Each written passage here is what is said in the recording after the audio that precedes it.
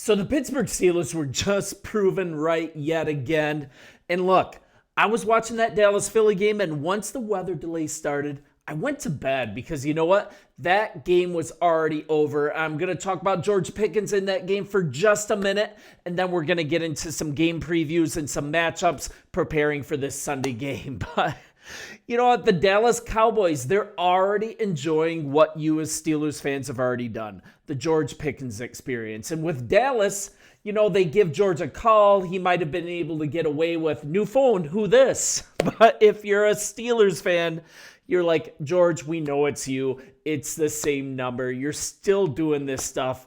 And the Pittsburgh Steelers front office was proven right once again by getting rid of Deontay Johnson, cutting him loose when he was arguably the top receiver on the team. Since then, you've seen what's happened. He actually refused to go into a game. I believe it was for the Browns or maybe it was for the Ravens. I can't remember. You guys let me know for sure on that. But now they're proven right once again on removing George Pickens from the locker room.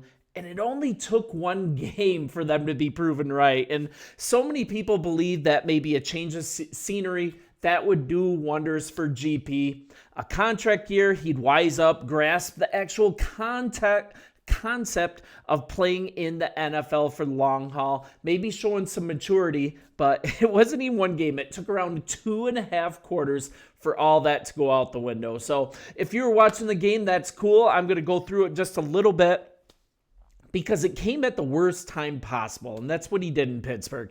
Dallas had just shifted the momentum on a huge run by Sanders at about the 12-yard line, I think, and Pickens does what George Pickens does. It's so bad. An absolutely senseless personal foul right in front of the refs, away from the play, just completely idiotic. So what happens? The Cowboys get moved back 15 yards. There's immediately a fumble.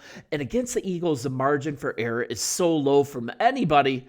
But when that happened, I actually said out loud, game over. The weather delay started. And I really didn't need to see anything else because I'm becoming like you guys when it comes to George Pickens. I have seen it. And once I see it, it ruins games. So you're looking at the final whistle blowing. Dallas came up short on the scoreboard, but those missed red zone points loomed super large, right?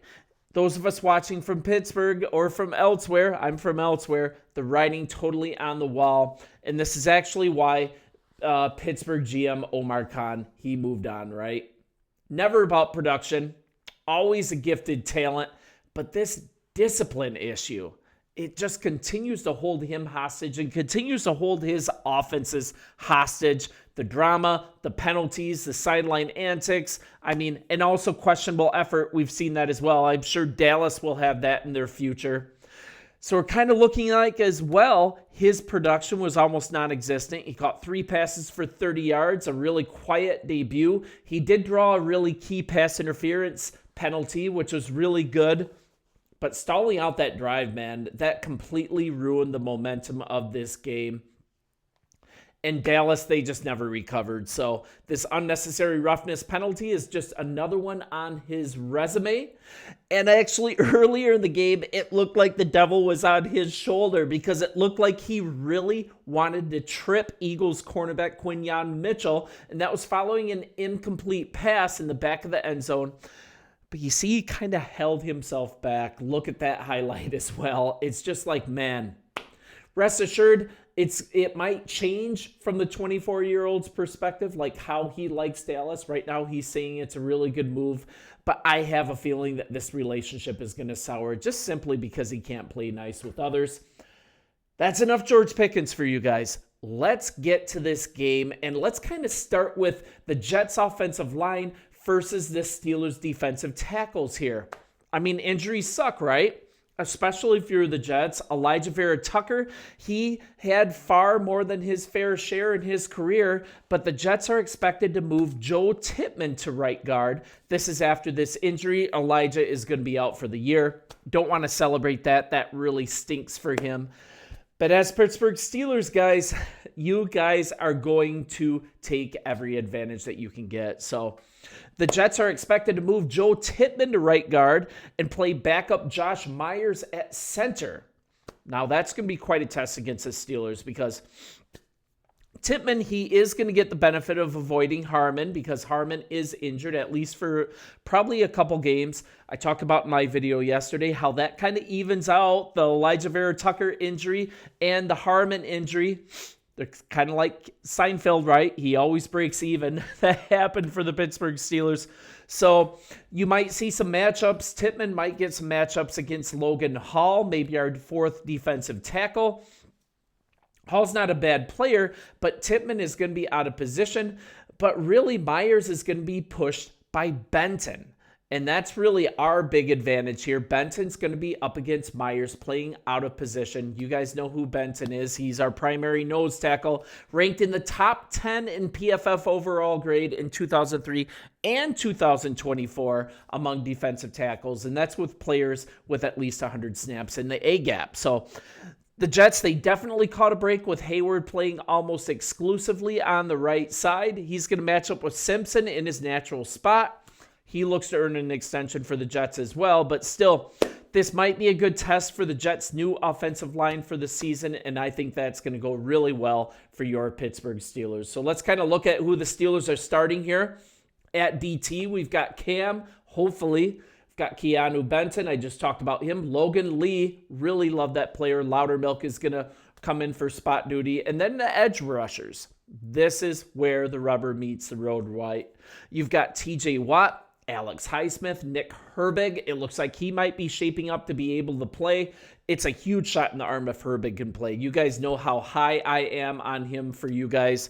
At linebacker, you've got a speed combo. You've got Patrick Queen and Peyton Wilson, maybe the most speedy linebacker combo in the league. At corner, what a nice corner stable here. You got Slay, Porter, Ramsey, Eccles, safety Deshaun Elliott, Juan Thornhill. I'm going to talk about some deficiencies with Thornhill as well after I've hyped him up a bit during this offseason. So the Steelers had one of the best defenses in the NFL last year. The run defense left much to be desired when they really needed it at the end. And absolutely, most teams would love to have Highsmith and Benton as starters on their team because let's kind of look at this. You're looking at behind this defensive line, you've got two linebackers that play so fast. Queen, he had 4.5s in the 40-yard dash coming into the league, and Wilson, he was in the 4.43 range with his 40. They just absolutely fly sideline to sideline to make plays, a huge advantage. And then we're kind of looking here. Wilson, he was the 99th pick in the 2024 NFL draft. Absolutely excelled last year in a rookie, especially in coverage. And I want to highlight this. Among 70 qualified linebackers of 450 snaps, you might not know this. This is worth showcasing here. He had the third lowest passer rating allowed. He had the third lowest passer rating allowed at 80.8. And the fourth lowest yards allowed per reception at 7 and target at 5.8. And that's also while getting defensive stops at the fourth highest rate, 24 on 493 snaps. That's a 4.9 percentage, and that's a very good percentage. You guys know what we're dealing with the corner room. It's going to be a lot of fun. Ramsey, he's gonna be a really fun matchup to watch against Garrett Wilson. The Jets are going to have to try to capitalize on that because I think with the offensive line woes, the running game isn't going to be what it normally is. So we'll see if Porter Jr. benefits from an improved supporting cast as well. The main thing that Porter Jr. needs to work on is generating turnovers. Perhaps with less of a focus on him, he's going to be able to work freely in space a little more. And you've got Ramsey here. But at safety, I'm just going to finish with them. Productive veterans. We've got Deshaun Elliott and Juan Thornhill.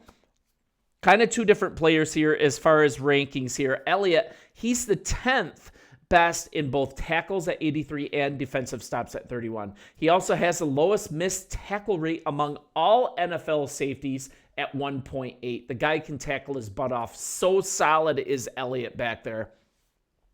Thornhill's a newcomer to the team.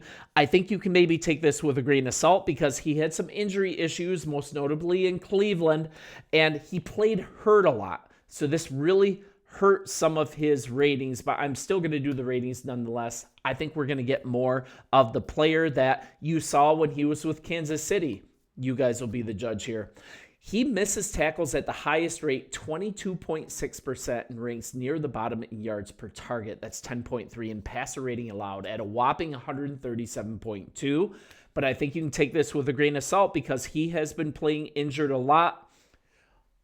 All arrows point to him being 100% for your Pittsburgh Steelers. I'm excited to see how he performs. He's going to be one player in particular that I'm going to be looking at if he's the answer as your number 2 safety. You guys, it's so fun covering your team. As you know, I'm going to continue to be here on a daily basis from kind of an outsider's view on your favorite team, the Pittsburgh Steelers. Like and subscribe if you haven't already. And yeah, can't wait for the game on Sunday. Talk to you tomorrow.